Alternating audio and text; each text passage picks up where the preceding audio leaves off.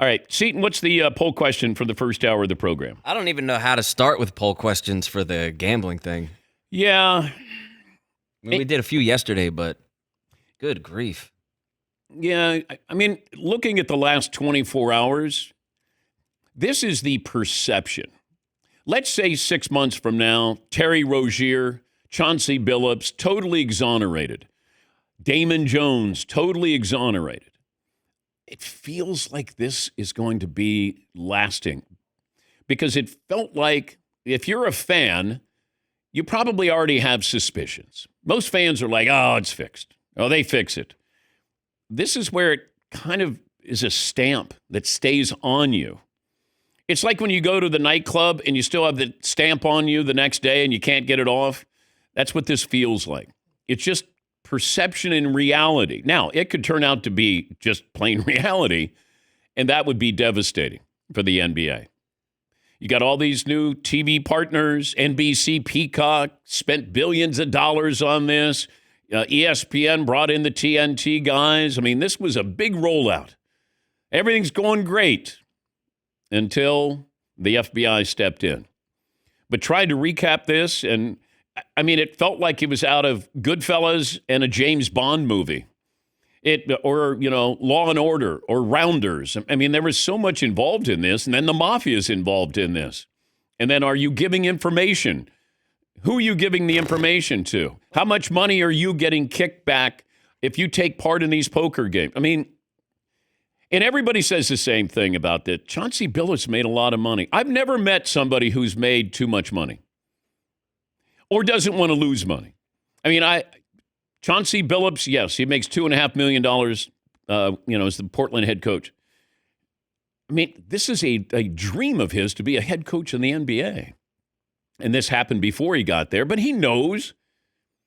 He knows that he can't do this. Damon Jones, I assume all of these guys know that they can't do this. But when you have individual prop bets, and I've been screaming about this, don't let college kids have prop bets attached to them. There's already enough pressure. You can't do it. And even with the pros, I don't like prop bets. And we always think, imagine if it's going to be a big name. It's not going to be a big name who's going to do this. Terry Rozier is not a big name. Damon Jones is not a big name. It's guys who need the money. They get information. If Damon Jones knows somebody who says LeBron's not playing, then you give that information. That's so valuable. Terry Rozier, hey, I'm going to pull myself out of a game, bet the under on my props. And you never think somebody's watching. If you go to Michael Porter's brother, Jonte Porter, he's probably thinking, I'm in Toronto, I'm on the bench, nobody cares. Well, Vegas cares. Because Vegas monitors all of this. They have to. If they see a spike where, what are the normal prop bets for a guy like Jonte Porter coming off the bench? Probably not a lot. Until there is, and everybody wants their piece. And then they go, well, nobody will know that I put 10 grand on this. Nobody's going to know that I put 15 on this. Well, then you add it up, and all of a sudden it's like, something's going on here. That's when the red flags happen. It's always somebody who thinks I'm at some university or I'm a role player on some team and I can get away with this. Vegas is your watchdog. But there's so much illegal betting. There's billions and billions and billions of dollars bet illegally. I'm going to give you some information here. Spoke to a source yesterday who said an individual who bets on sporting events checks their betting app an average of 210 times a day. 20% of 18 to 24-year-olds in New Jersey have a gambling addiction. College kids. There are up to 2,000 micro bets. So these are bets on the pitch, the swing, the hit, the run, available per baseball game. Per Major League Baseball game, 2,000 micro bets. 90% of your gambling is done online, and at least 6% of individuals who gamble are addicted to doing so. These are real numbers, okay?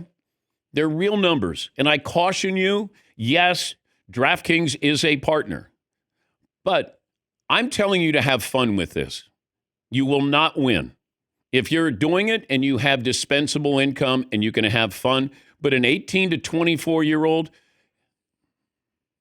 that's where it starts. That's where it started for me, and that's where it metastasizes.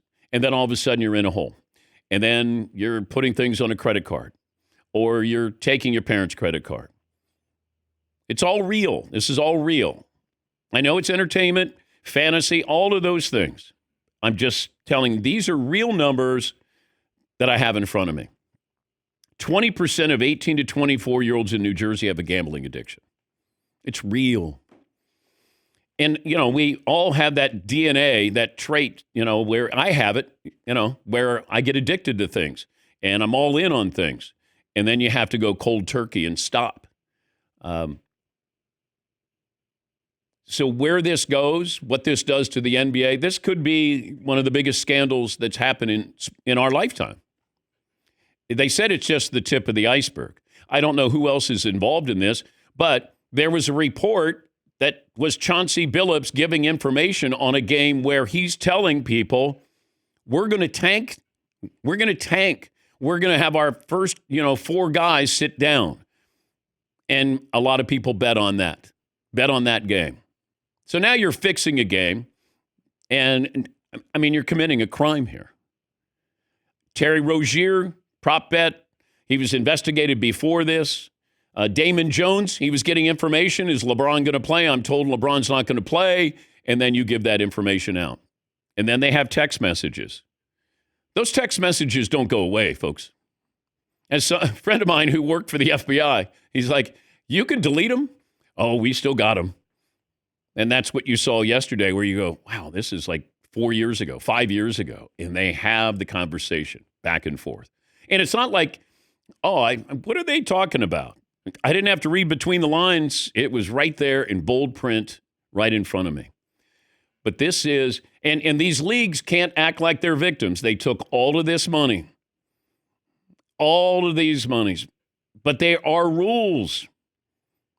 There are rules in place. And now you have this situation where Adam Silver has got to meet with the media and answer some pretty tough questions. All right. So I don't know if there's a poll question, Seton, that can be attached to this. Yeah, bud. I have one for sure. Okay. Goofier name, Operation Nothing But Bet or Operation Royal Flush. Might lead with that. Royal Flush is funnier. Oh. At first I had lamer name, but then I changed it to goofier name. Goofier name. Yeah. Sure, go ahead and pick one. Yes. Yeah. Yes, Todd? I got a kick out of the police yesterday because I love to play on words. They couldn't use more gambling analogies with sports. Everything was like, you bet things are going to be worse for you going forward. And I don't care how many chips you think you could put into a game. And everything was like a sports casino related. Well, sometimes I'll be around people and they think they have to dumb it down so I'll understand it. So they'll go, okay, this would be like Patrick Mahomes. And I go, no, you just talk to me. You don't have to use the analogies. Oh, because I couldn't process like. The accused are on house arrest. So there's no traveling. Get that, NBA? You took a gamble, and it's game over for all of you. Okay. Crap. Dang. Yeah, Paulie. Let's assume these accusations are real and they are proven against Chauncey Billups or Terry Rozier. Chauncey Billups is currently in the Hall of Fame, and he was borderline to get in.